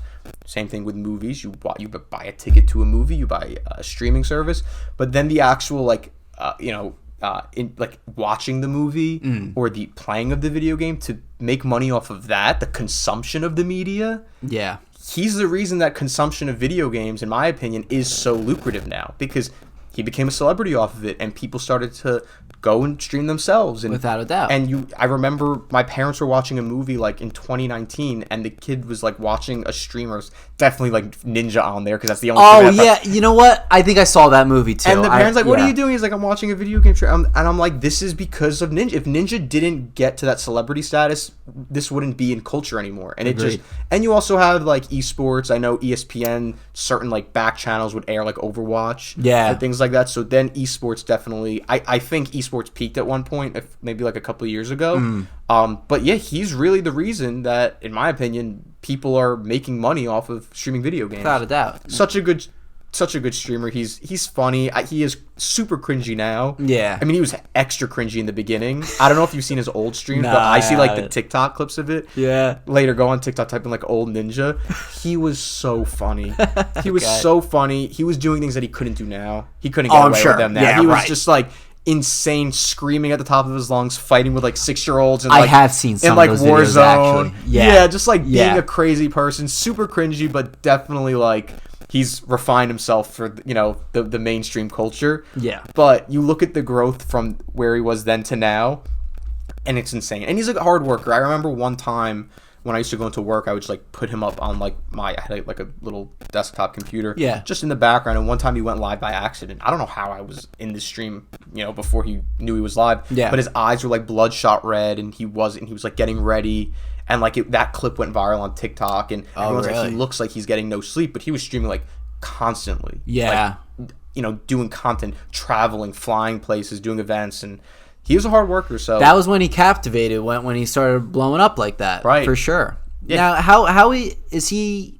I definitely wouldn't say he's as big as he was maybe a couple years ago, or even like 5 years ago for sure. But he's still up there. Like, he's also another one that I see his TikTok clips just pop up on my feed from time to time. Did you see that? I think I saw one like a couple weeks ago, and I saw both POVs where this guy was like on the rails in Fortnite, and he was like running towards Ninja, and then Ninja sniped him. But it was so funny. I was watching the guy that was chasing Ninja, and the Ninja killed him. But then the scroll up was Ninja's POV of knocking him out. Oh my god! And it was so funny. I'm like, I'm sure TikTok does that on purpose. Yeah, maybe, right? Maybe, yeah. But no, he's not as, like you said, he's not as popular anymore. Like, I'll see his views very high, but at one point he was like insane. But you know what screwed him up? That Mixer deal. Do you remember that? Yeah, he went to Mixer. He left Twitch, signed a contract with Mixer, and Twitch actually, if I remember, they took his account and like unpartnered him. They were very salty, Twitch. Oh, I'm sure, because he, Ninja was their biggest person. And then Mixer went under, and he had to go back to Twitch. Really? See, I didn't know that. Mixer flopped. I don't know the specifics, but he had to go back to Twitch because Mixer ceased to exist. What was Mixer? Microsoft's? I don't know. Oh, it sounds like it could be. Yeah. I don't know. But all I know is when he signed it, I mean, I didn't know any better. I was like, oh, why is he leaving Twitch? He's such a big presence. But yeah, he shouldn't have done it. Because I know Sony, the guy that was my number, I think 5, his ex-girlfriend, Valkyrie, signed an exclusivity deal with YouTube back when they broke up. And that's a good deal because YouTube is YouTube. Yeah. So she's doing great. I think she's one of the top on YouTube streamers. But Mixer was just so odd to me. I'm sure they paid him a lot of money. That's the only reason he probably left Twitch. I don't think he looked at the long term. Like, is Mixer going to be able to sustain? Who's going to leave Twitch for Mixer? I think if you went on the website, the platform was wonky. I mean, it was almost like a Facebook gaming, but worse. Yeah. No one knew how to. I think I went on Mixer once to watch him, and I was like, I don't know how to do any of this, and I left. And I think that was his problem. Yeah. So, but yeah, I mean, I still watch him whenever I want to watch Fortnite. He's funny. I remember like my peak with him was like, I don't know if you know Dr. Lupo. Yeah. He used to stream with him a lot. With Dr. Lupo, There was so many funny clips of them like screwing around with each other. They used to play a lot they together. Did, yeah. That was my favorite to watch because they were so funny. Like, he would be falling off a cliff and Dr. Lupo would be like, I'm going to help you. No, I'm not. It was such stupidity, but it was so fun to watch. Yeah. If you want to transition to your number one, you said you were talking about something about relevant to your number one, so you could go right ahead. My number one is, I mentioned her before, is Grace Randolph. Oh, okay. Isn't that crazy? Yeah. I watch her more than anybody else. Oh, wow, okay. She has pre-recorded content. Yeah. I watch her lives after they're live. Like, I'll go and sit every morning, like, but she didn't revolutionize what I'm about to say, but reactionary content is almost similar to playing a video game and making money off of playing a video game. You're consuming the media that people paid for, and now people are paying to watch you consume that media. Right, exactly. So, I do love watching people react to trailers. I know you react to trailers, and I've watched your reactions a lot. Ah, thank you. I just think that she, because of her history, and she reads comics. Like, she's read almost every comic that came out up to like a certain point. She doesn't like the newer ones, but she has given me so much insight into, comic book movies and the lore and everything. Yeah, to the point where like she was recommending comics, and I downloaded Marvel Unlimited on my phone last year. And I nice. Started to read comics, and I was like going through it. She said, "Read Secret Invasion," and I read Secret Invasion. Yeah. And now the show's coming out, and it's nothing like the comic. It's nothing like it. Not at all. No. So for me, she's someone that the reason I gave her number one is because I watch her consistently. I could probably in a week I probably watch like 3 or 4 videos of hers, maybe 5, because she's always uploading. I think she's got a good personality. She's like crazy, and everyone's always making fun of her on YouTube, on like Twitter. Yeah. But I think it's so hilarious. The only thing that did get me angry was the Mario movie. What'd she say? She hated it. Really? She said it was gonna not make any money because she doesn't know Mario, and that was the thing that pissed me off. In her review, she goes, "I had to Google that Bowser kidnaps Peach. Like, I didn't know who he was." And I don't, some people don't know that. I think it's maybe 2% of the population. Maybe even 1%. Right. She hated it, but then she came around and she's like, it's a large fan base, and you guys deserve a win for, a Nintendo movie, blah, blah, blah. Because it hit $1 billion this weekend. Yeah, it did. I think yesterday? Yeah, I think yesterday. So she, that's the only, and then she posted a video of her, like, future of the Nintendo Cinematic Universe. Yeah. I didn't watch it. Because I don't want to watch someone, she's like talking about that Zelda doesn't know and about it. I was like, I'm not going to even watch it because I don't want to get mad at her because I love her. Well, that's why you got mad, though, because she gave an opinion you didn't like off of something she doesn't really know. Right. I would be pissed, too. Right. That's the thing.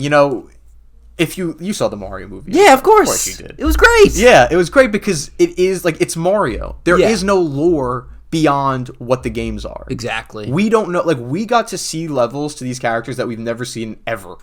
Exactly. So we take every crumb we're getting and we're like, Mario's parents? That's what I was about to bring up. I was like, whoa, they're actually doing this right Mario now. Can speak. And, it's funny because people were talking about a Zelda movie, right? Yeah. If we ever got one. And someone tweeted at me the other day and they're like, well, they can't do Zelda because Link never speaks in the games. I said, Mario doesn't. Exactly. Ever.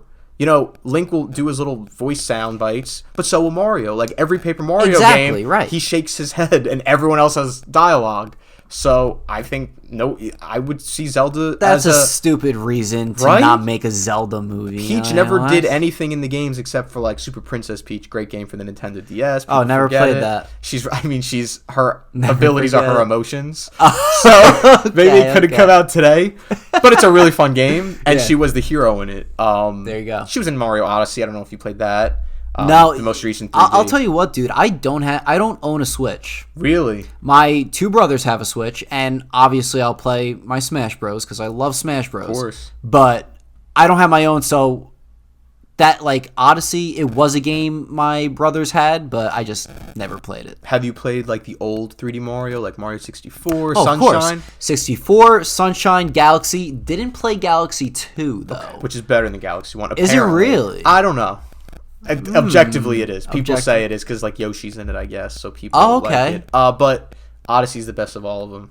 I've heard. I've heard Odyssey is a fantastic game. And I was a game. 64 like defender. It's great. And then Sunshine, I had nostalgia goggles on because I went to replay it recently. Oh, and I'm yeah? like, these controls are so bad. Well, that's what I was gonna say. That game was difficult. It's so hard now, especially back then. I don't know how we played some of the games we played. I agree. Like we got through them. Like I beat Sunshine as a kid. I can't even get past like getting like 20 shines now. Like it, there are so many. They did make games more difficult back then, though. Without a doubt. And like it's a fact because like back then, this is a whole other topic, but games like on the N64 and GameCube were made for the hardcore gamers. They were. Like, it was the main console, so their goal was to kind of challenge the player. Whereas with the Switch and I think the Wii starting, it became more of a family console. Yes. A lot of younger kids playing. So, you know, Odyssey, while it's not a very hard game, it's a very fun game. And enjoyable. And you can just pick it up whenever. So it's like a mix between Sunshine 64 and like, I don't know, some like really light version of like a Mario game. I don't even know what I would compare it to. Like a Paper Mario maybe, where you can kind of just, it's a nice story with a good progression. Yes. It's with like seamless transition. So instead of like getting a star and being thrown out the picture frame, game, you get a moon and you just boom, keep going. But it doesn't like even stop the screen. You just grab it, it spins, boom, go to the next moon. Oh, that's great. Yeah, it's a really fun game. I highly recommend. If you ever play another Switch game, play that. All right, I might actually, because that one always intrigued me, especially with the hat, the different hats and everything. The mechanics. If you like power ups in Mario games, it's like. There's like 100 Would it of them. be a Mario game if there weren't power-ups? No, right? Yeah, come on. But the power-ups are just so fun. I want to replay it. I think I've played through it like 3 times. I'm going to do it again now. All right, nice. I have a feeling I need to like crack that one back open. But yeah, no, Grace, my number one.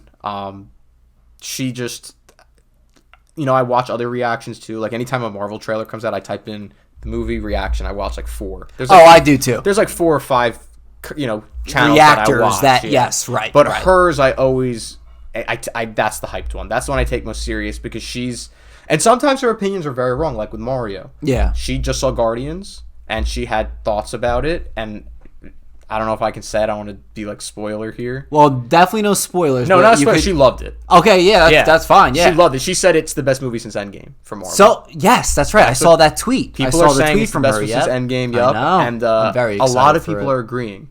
So I'm very excited for that. But her, like I watched her whole non-spoiler review. Yeah, really in depth. And she does like 7 videos per Marvel movie. So she'll do like a non-spoiler review, a spoiler review. Yeah. She'll do a live stream to talk about it. Mm-hmm. She'll do a post-credit analysis, and then like a what's coming next.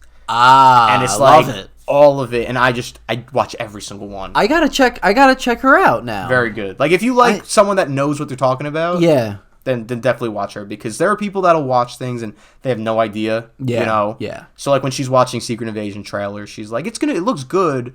But I would have liked for it to be a movie, because I would have loved for... Well, Secret Invasion was huge in the comics. Yeah. Huge, yeah. I mean, so this is complete... It doesn't even have even like a tenth of the characters in it. No, you know? It doesn't. Like, the fact that they said that they were making that show, and the fact that, like, Iron Man's dead and Captain America's dead, it's like... I mean, sure, you have all the other characters that you could do the plot twists that they're... Oh my god, they're a Skrull! Yeah, right. But, like...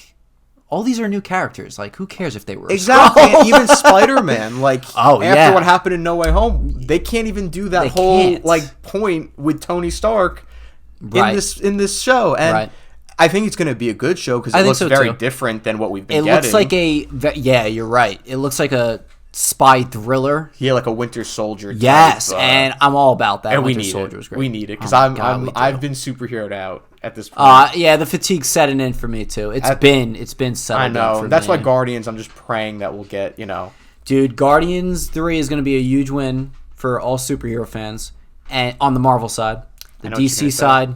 The Flash is going to be a huge win too, I was about to say the Flash, and I wasn't really like I love the Flash, and back when the original Justice League came out, I was waiting for a Flash movie since then. I'm like, I need the Flash.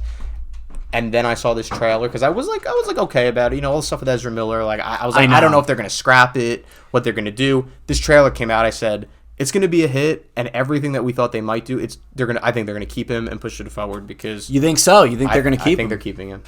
Well, James Gunn just came out and said recently, it's like we'll see what happens in the future and everything like that. If it makes $1 billion, they're keeping him. That's my call because.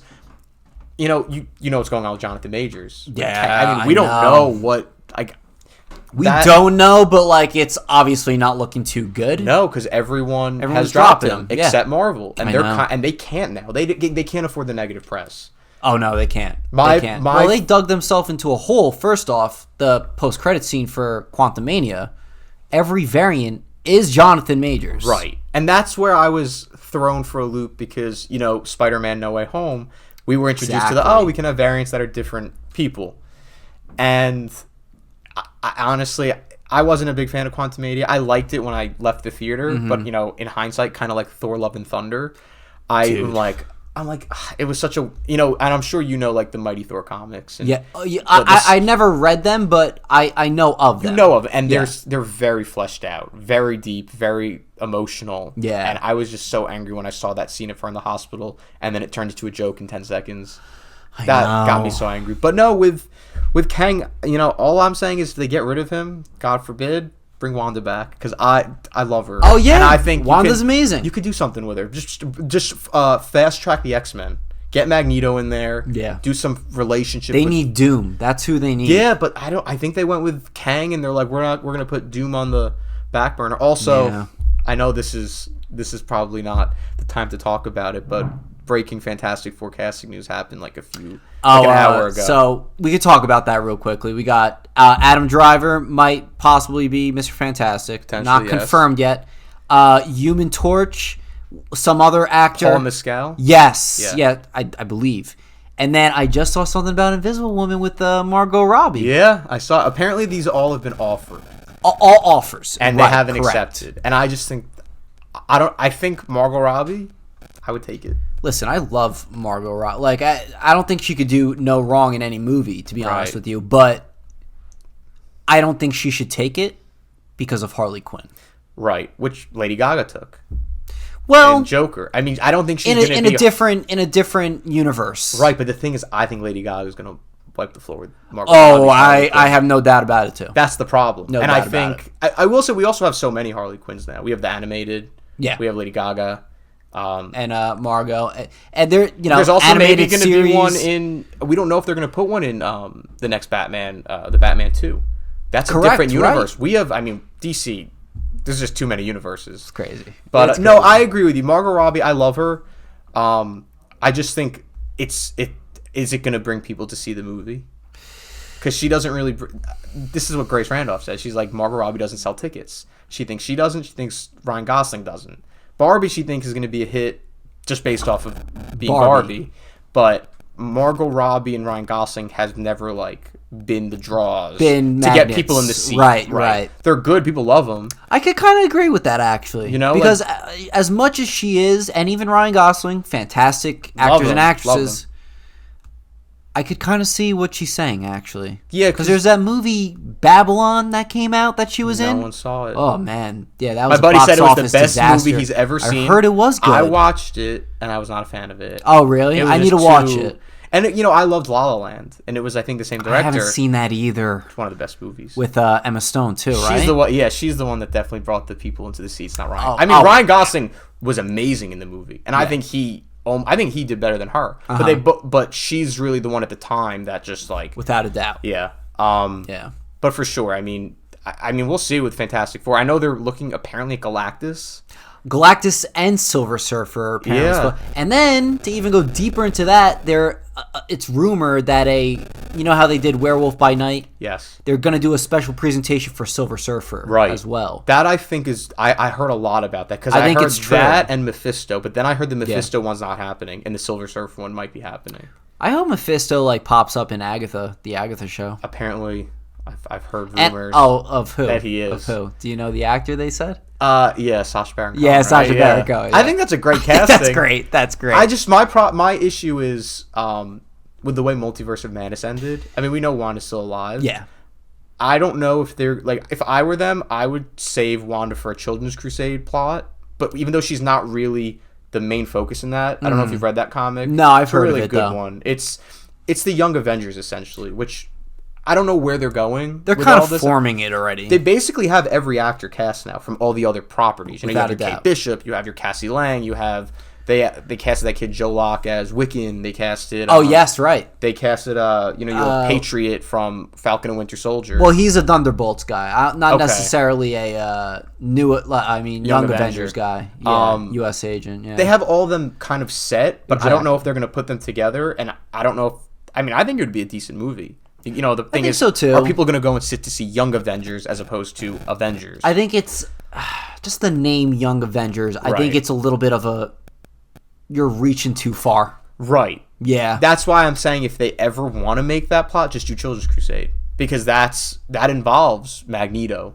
You know, when they get to the X-Men, that involves it's the twins, older, finding each other, looking for their mother, and then they find Magneto, and they find, I forget who else they find, and they kind of go on a journey, and she's in love with Doctor Doom. She's under his spell, and she's engaged to him. And it's this whole fight between Doctor Doom and the Young Avengers and Wanda getting her memory back. Whoa! And the way that I was looking at it was, that was set up by when she did the No More Mutants thing. I don't know if you know that. Yes. She kind of just lost her memory after that, and then she ended up in Latveria with Doctor Doom. But what they did with Multiverse of Madness, which they could work off of, is after the building crumbled on her, after destroying the Darkhold, she ended up with Doctor Doom. She lost her way, lost her memory, right? Ended up there, and have that plot line. I can see it happening. I think that's the best way to use her. I think you want to know. All right, let's dig deeper into that. Ready? To go with your point. Yeah. She loses her memory because she destroyed the actual Darkhold. Correct. Which she was under the spell of. So that could have messed her up, lost her memory. Very believable. And go right. Very believable. Because they go right into that. Yeah, go right into that. She completely lost who she was. The Darkhold just ate her from the inside out. Exactly. And that's how you set up Doctor Doom. And to me, I'm thinking, why haven't they done anything with Doctor Doom yet? They're probably saving him for that. I just don't want... the thing I'm afraid of is I don't want them... Because, we have the timeline of movies now. Yeah. I don't want them to speedrun a Doctor Doom plot. He's going to end up in Secret Wars just at the end. I agree. And then something's going to happen with him and Kang. You got to build him up. You got to build him. He's such a good villain. Exactly. Kang's a great villain. I think they did him dirty in Quantumania. I agree, especially towards the end. The ending of the movie had. How are you going to have a bunch of ants swarm him and that that was your leverage? It was insane. Quantumania had good potential at the end. I liked the movie. I just hated the ending. I hated the ending. I think if they were to get when Ant-Man was fighting Kang, I either want him to fight him alone, or if anyone was going to come back, it was going to be Janet because of her history with him and fight. Or if Wasp, the younger one, Hope, came back, they get stuck in the quantum realm. That's what I thought was going to happen, and they should have done that. And boom, perfect cliffhanger. Because think about it, it could be the same but different situation, like how Infinity War story started, where everyone's split up. Perfect parallel. They're stuck in the quantum realm. Doctor Strange went to the dark dimension at the end of Multiverse of Madness. Everyone's split up. That's how they should have done it again. And they also didn't make clear what happened to Kang. If they would have had it where they got stuck in the quantum realm and Kang just disappeared, we don't know if he got to the real world. We don't know. Yeah. But they just... It was I left the movie I agree. And then they did that little cut with him walking down the road. Terrible. And I'm that's just not even interesting. Whereas wasn't even funny. No, it wasn't satisfying. Whereas what I'm hearing with Guardians is it's a very things that end. It's satisfying. You leave and you're I'm happy with the way this ended. Agreed. So, Yeah, it's just so much to discuss in terms of I agree. The future of this. Who knows? I think we just got to find out if we're keeping Kang at this point. Exactly. Everything might just be thrown out the door. Oh, by the way, Secret Wars is now 2030. Oh my god! We're gonna they did that, oh boy. I heard there's a chance they could recast Kang and then superimpose the new actor's head. As who? Jonathan Majors? Basically take Jonathan Majors' film because they already filmed Loki. They filmed Loki, right? Just CGI a new guy on there and just don't even act like anything happened. They could definitely do that. I think it's too late for them to have a plot about it. Oh, Kang now looks different. Yeah, no way. You can't. You either have to just go with him or you have to just act like no one noticed and give a new face. Well, they probably haven't dropped him yet. They knowing Disney, they want to drop him so badly. Yeah. They want to drop him so badly, but they're definitely still figuring out what the hell to do. Right? I mean, and then they're in a bad spot now because they just came off of major flops. I think they want to win with Guardians. Yeah. And then probably we'll hear something. Well, Guardians, I think, I'm not going to say it's going to beat Mario. Even before Mario came out, I was like, this is the movie of the year. Oh, 100%. But Guardians, it's not going to be that much of a close second, but it's going to be second place of the movie of the year. Right. I think Guardians for it to be a success, got to be Guardians 2 in terms of first week sales. First weekend. Yeah. Have a good opening first weekend. And, look at the Batman. When the Batman came out with Robert Pattinson, I didn't even know it was out. And I heard really good word of mouth. It just came to me. People were saying, whoa, this Batman. I'm like, there's a Batman movie? Right. And I heard great things. I saw it 3 times. Did you? I saw it. I said this is an excellent movie. And I saw it twice. I in told my theaters, parents to go. yeah. I told my brother to go. I told my cousins. I told everybody, you have to go see this movie. Yeah. And I didn't even know it was out until it came to me, and it ended up doing really well. But I think if that movie had a really decent like rollout, which it didn't, I think it kind of just flew under the radar. And then went straight onto HBO Max, Which destroyed movies for Terrible. a period of time. I'm glad they don't do that as much anymore. I think that it could have hit $1 billion because it hit Without like a doubt. 6 to 8. Without a doubt. So I think Guardians have a really good opening weekend, good word of mouth, which I think it's getting. Yep. You know, and just like do better or like on par of the last one, and it's a success. I agree. You know, because It's going to be Quantumania a just success. collapsed. Yeah, Like Quantumania. It has the worst weekend drop ever in Marvel which is nuts. history. Whereas, you know, Multiverse of Madness almost hit $1 billion, I know. and it was like a mid movie to me. Right, but that was coming off of No Way Home. Coming off of No Way Home, and if it was a good movie, like if it actually was good and it was a Multiverse of Madness, not like a 3 cameos for 10 seconds, it would have hit $1 billion, maybe higher. Without a doubt. You know, No Way Home had major coattails. Yeah. So like if Multiverse came out now, after all these flops that they've had, it would have maybe made like 600. Agreed. I definitely think Wanda saved it because they were coming off WandaVision too. Yeah. Because when I rewatch it, that point where she sends them off, Strange and America Chavez off into the multiverse. Yeah. From that until the actual Illuminati fight, which is like 35 minutes, I forward it. Where they're just like exploring, going through the traffic lights are green, means stop, yellow. All of that up until we see the Illuminati, I'm like, this is just such filler. I agree. And then it was, I agree. But yeah, man, that's we went off into a tangent there real quick. Sometimes you have to. You kind of you have this to. type of Right? content, Yeah. Well, it ties in because of my number one. You know? Absolutely. There you go. And I'm gonna tie it in right now too with my number one. Oh yeah. It's not my number one on this list right now, but because you brought up Maya, right? Yeah. Maya. I got to bring up my favorite YouTube streamer who just talks movies, John Campia. Ever hear of him? Yes, I follow him on TikTok. Love John Campia. He loved Guardians. I know. I know, man. I know. Sometimes movie reviewers, I like watching them more than anything else. Me too. I think they just because it's also short form. Yes. You don't have to sit for an hour and a half and watch him. Well, he releases clips after his live presentation, obviously. Oh. But his live presentation goes on for 2 hours. Really? See, I only catch him on like TikTok clips. Oh, dude, you gotta I gotta check out his and I YouTube follow channel. him. I gotta do that. Yeah, check out his YouTube channel. And I mean, it's hard because we work and everything, but he premieres his live streams like at like 1 or 2 in the afternoon. I can right? like, keep it on the background. You know? Yeah, sure. Oh, that's all you gotta do is just listen. Yeah, that's all you what gotta I do is listen. And then he releases clips of each topic he talks about afterwards. Right. So he'll release like 8 to 9 clips. And it starts off with their main topics that they want to talk about, and then the last hour is just super chats and all that stuff and It's like what answering Grace questions. does. Yeah, it's just Q&A for like 25 minutes and she's a scooper too. So like people ask her, "Have you heard anything about what they're doing with, this actress in this movie?" And she's like, "No, haven't heard." She's like, I have some info on, the next Fantastic Four, and she actually said it like 2 days ago. She's like, the offers are being made this like now. Wow. So she knew Adam Driver was being offered ahead of time. The thing is, she gets everything right. If you go back in hindsight, she's always getting things right. She has a good track record. But people are so mean to her and always clowning her, saying, "Oh, she always," like James Gunn even had a tweet about her saying like the world, like mother gives birth to daughter, the earth revolves around the sun, and Grace Randolph spews BS. Oh, no way. Did James Gunn said that? He tweeted that I think it was like a year ago. God. So when she gave her review of Guardians, she had, she said he's excellent. She said he is the best director of our time for superhero movies after this movie.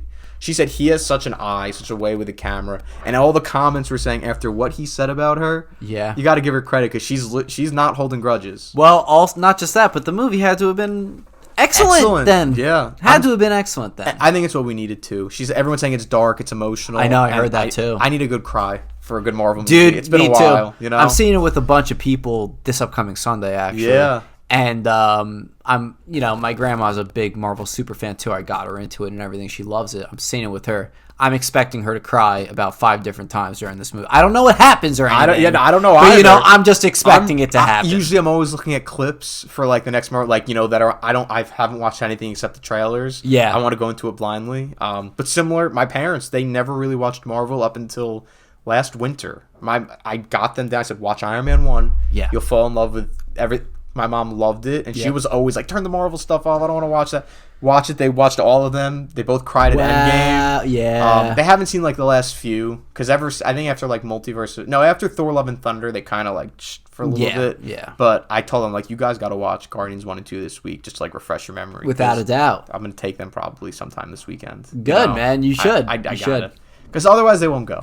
But they love it. They love to wait till it goes on streaming. That's their thing. And I'm like, be comfortable at home. But here's the thing: they don't have to worry about scrolling through YouTube and finding spoilers. Exactly. That's the thing. See, and like the people I watch for movie reviews, Grace, like they'll upload their spoiler review the day it drops, and I'm so tempted to just because I want to know, Right, of course. I gotta go. I'm probably gonna go like Friday night. That's probably my day. Friday or Saturday. Yeah, but Sunday was the day that most of the people that I'm going with could make it, so that's the day. As long as it's opening weekend, you're fine. That's what I'm saying. You won't run into like crazy spoilers without clicking on it. Right. After like a week. You're going to do... I don't know if you remember during Spider-Man No Way Home, TikTok was just... No, it was bad. It was bad. And that was before... Like, during Multiverse of Madness, they had the little countdown of like 5, 4, 3, 2, 1 to spoilers. Yeah. During No Way Home, it was like, there's the spoilers. Yep. I saw them all. I mean, I kind of knew, but at that point... Well, the worst for me is YouTube when it came to Spider-Man No Way Home. Like, it would... The thumbnail picture would be the spoiler. And then, like, the title is going to also be describing the scene, like...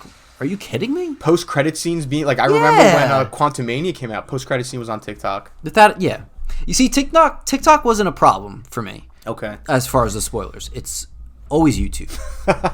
Always YouTube for me. See, and YouTube, that's why I stayed off of it. There are sometimes I'm, like, looking up, like, a post-credit scene. I just want to get a little clip. Yeah. Like, even the Mario movie, I looked up the post-credit scene before I went. I was like... Oh, before you went? Before I went, I did it. Because I was like... What could it be? Like, it can't be that crazy. Because when I watched a review, they're like, oh, it teases, like, a potential upcoming movie. So I'm like, I want to know. Like, are we getting Zelda? Yeah, like, I thought they were going to show, like, Link or the Master Sword. Yeah. But it was a Yoshi. It was spoiler. Yoshi. Yeah, spoiler, whatever. If you haven't seen it, everyone's seen it by now, probably. Yeah. Which is crazy, because when I went to see it, it was, like, adults on adults. There was very little same kids. Here. There was, very minimal kids. Yeah, I mean, I'm not surprised. No, me neither. They were able to like hit an audience that most people can't. Well, Mario. Every generation has played some sort of Mario. My parents got the NES. Like they're the reason I played video games because when I was little, my parents were playing the NES, and then they got the Super Nintendo for me, and I would sit with them and play it. So like, I was introduced to Mario from my mom and dad. Yeah, and they're from my parents were like in their 60s, so they were the ones that knew it, so they know Mario. Yeah. So you're getting really everybody. From them to now. Surprised they didn't make this movie years ago. I'm surprised too. I mean, everyone's like, oh, they made that one live action Mario movie in the 90s. I'm thinking, well, they've been doing animation of high caliber for years now, since Frozen, really. Yeah. And I'm surprised Nintendo didn't make this deal back then. Yeah, I agree.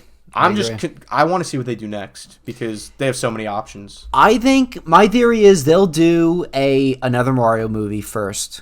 They'll do the sequel. Then they might spin it off to Donkey Kong. Right. And then they're gonna...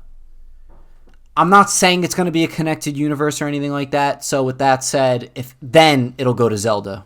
Right. I think if they ever do it, like Donkey Kong is probably the best option for a spin-off because it's already introduced, and it's part of the Mario universe. Yes. If they ever were to go into another franchise, it has to be Zelda. It has to be. It's the only, people are saying, "Oh, Kirby."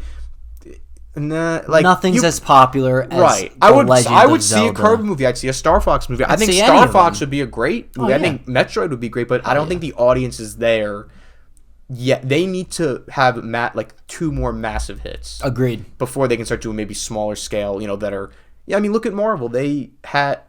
Iron Man wasn't such a... A lot of the characters they used were never the biggest, most popular characters. Right. They took those smaller characters and made them the most popular. Yes. So now that Nintendo has these 3 that are so... Just exhaust them. Give us Mario 2, give us Zelda, And then you can probably make Star Fox and Samus, who are already well known. Yes, they're already well known, but these other movies also have to succeed, though, which I'm sure they will, box office wise, anyway. Right. Have you played Brawl, Super Smash Brothers Brawl? Of course. Do you know the Subspace Emissary? Yeah, the best. Give me that. Give me that in a Smash movie. Yes, please. Because I used to go on YouTube when I was like in high school, freshman year, and I would type in like Subspace Emissary Part 1. I would just watch the cutscenes and pretend it's a movie. Yeah, it is a movie. And listen, you already have, the thing is, you have Sonic and you have Pokemon from other studios. Yeah, right. And there's live action involved in them. Yes, true. So either they'd have to make a deal. I mean, I think of it similar to like Marvel and Sony with Spider-Man. How Marvel has to cut a deal with Sony to use Spider-Man. They'll do the same I think thing. something's going to have to happen where they would cut a deal with Sega, they cut a deal with Game Freak, or whoever is owning the Pokemon company. Right. Even if it isn't a Super Smash Brothers movie, they got to do a Mario and Sonic movie. 100%. They got to do like Mario and Sonic at the Olympic Games. I'm not saying do that, but like, you know. Sega would pay money. They would go into debt to have a movie with Mario after this. Do you know what I mean? Sega's like, because Sega blows my mind because I love Sega. I grew up with Sonic. I love the franchise so much. Yeah. Sega just can never hit it right. You know, with the Sonic movies were great. I agree. And I liked, the games up until Sonic Adventure 2, which I think is one of the greatest games of all time. Sonic Adventure 2 Battle, fantastic. Unbelievable. Yeah. They never could hit what they needed to hit, and it's almost as if like they either didn't put the funds there. Right. So I remember Sonic Forces came out for the Switch, and I was super excited. It was garbage. Then the most recent one, Sonic Frontiers, which is a very good game. I heard I actually played a little bit of it at my friend's house. Yeah, but it's just not a Sonic game that I would probably want to play again. Yeah. So then there was like an interview. They said, "Oh, we hope we can have like a more Sonic Adventure-y type game come out next." I'm like, "Well, it's been 20 years now." Yeah, like what are you doing? Everyone says we want a Chow Garden. We want Chow Garden. Yes, we want that, and we want the format of levels, but more open world, like Sonic Adventure Battle 2 or Sonic Adventure 2 Battle. Yeah, and Sega just is begrudgingly like moving forward with that, but they have movies that are successful, and that was after the Sonic 1 movie was successful, if they would have released Sonic Adventure 3, they probably would have been in a good spot. I think they're in a good spot. You're right. You are right. Absolutely. That's captivating right there. Right. But I think you're in a good spot right now. Oh, no, 100%. They're introducing Shadow in Sonic 3. My favorite character too. From the games. So if they introduce Shadow and they do a similar storyline to Sonic Adventure 2, that's what I'm hoping. Then they could. Then you got to make 3 in the video game form. Do a re-release package before 3 comes out. Like put it on, port it. Give Sonic Adventure 2 Battle HD. Oh, boom! You'll sell it. Yes. Then do a Sonic Adventure 3 a little bit after that. But I just want to see what they do with Shadow. If they do, because he's the storyline of Sonic Adventure 2. Yes, right. He's the plot. He was created. You know. So if they followed the source material, we'll get the movie we want. Yeah. And the first 2 Sonics have been good. I liked them. I saw them. I'll be honest with you. I think Sonic 2, and I do like the first Sonic movie. I thought Sonic 2 was fantastic. Oh yeah, I saw it with my buddies. I think it's like way better than the Mario movie. I'm not even gonna. 100%. I'm not even was. Like it was a better story. Movie. Yeah, just a better movie in general, right? But I mean, Jim Carrey, I was always a fan of Jim Carrey also. He's fantastic as Eggman. Best casting you could ever have for Eggman. And you know what? I'll tell you what. I was iffy about that at first. I was like, what are you doing casting this like really skinny guy as Eggman? I mean, the growth he had to Sonic Adventure 2 where we saw him in the opening with like the actual mustache. And I said, this is like a dream of mine as a child. Exactly. But what you said, it is a better movie than Mario. Yeah. Mario is a fun, you can put it on and just mindlessly watch it and be ooh, colors, I know the reference, the music every time I was listening, so I'm like, oh my god, that's that's this, that's that. I mean, there was an unreleased song actually that was on the soundtrack when they go to Donkey Kong, that is the theme from the Donkey Kong Country games that they didn't use in the movie. Really? Instead they put the rap. the 80s they used some like real music from like the 80s. Oh yeah. Instead of the original Donkey Kong Country theme song, which is like this trap mix, which I saw it on Twitter. Someone said they didn't use this, but it was under that scene. Whoa. So good. But if that was just one song they didn't use, but they used so much that you could just sit there and literally it was an Easter egg. It's a celebration of Nintendo and Mario. That's what that movie was, and I appreciated the hell out of it. 100%. I think the Mario 2 movie has a little, like, I'm going to expect a little more. Yes. I mean, it was also an origin story. Correct. Now they're living in the Mushroom Kingdom. Yeah. Now give us a really good plot. Right, exactly. Give me a plot now. You had your freebie. We got our Mario movie that we wanted. Yeah. Give me a plot now that I can actually be like, ooh, this is high stakes. Because they can't do what they did again. We're not going to be like, oh, I know that song from Mario Brothers 3. Like, that'll we get already old did it. real quick. Exactly. Imagine they come with like this super intense like subspace emissary plot for Mario 2. Like, you never know. Yeah, you're right. You're right. But Sonic 2 had a very good story, and I loved the dynamic of Sonic, Knuckles, and Tails together. Yeah. I was like, oh, it's like, it reminds me of Sonic Heroes. Like, yeah, Sonic Hero. Oh my Great god, game. I love that game so much. So good. But Love yeah, that game. it was a great Sonic 2, great movie, and I'm hoping Sonic 3. You know, I hope gives so me what too, I want. man. You know, yeah, I hope so too, man. Really. But all right, I think we're gonna cap it off there. Sounds good. We've had too many discussions on too many topics. I think what we're talking about. Yeah, I had a great time though. It was too. awesome talking with you. So thank you, Wesley, for coming on the podcast. Thanks for having me. I would love to have you on again to talk more, maybe continue the conversation or talk about something different. Sounds good. We'll Always available. see what time tells. But all right, guys, if you enjoyed this episode, make sure to like, subscribe, and share. Also, follow us on all social media platforms at Frank_videos. And if you want to listen to this episode audio-only version, we're now available on Spotify, Apple Podcasts, and Amazon Music. So check us out there as well. And yeah, with all that being said, that's all we got for you. So until next time, peace out. Most likely to have the most children. You gotta you gotta extend this one for like 15. Yeah, I gotta think about this one too. In theory, the person with the The highest most body children. count should have the most kids. Not necessarily. Yeah, but not do you really necessarily. think Tom's gonna have like 10 kids running around? The second I got 2, I'm getting my tubes done. Yeah. Hell, I might put them on ice and do it now. Alright, like 10 more seconds. 10 more seconds. Anyone watch The Office when Micah's got you? You made me too. Snip, snap, snip, snap. You made me snip him. Yeah. And then unsnip him. 3, 2, 1, boom. Oh wow, there's Frank there's wins. 3 for me It's a on there. very All diverse right. group. Me and Tom had. just feel like you would want a big family. I definitely want a big family. Who and, wrote me? Nick. Yeah, you're gonna have like 6 Thanks, bud. kids. and I chose Scalacci for the same reason as being like Absolutely Italian. not. Three is my That's it. number. Yeah, Three is Yeah, my right. number. That's 2 is it. good. 3 is my cap.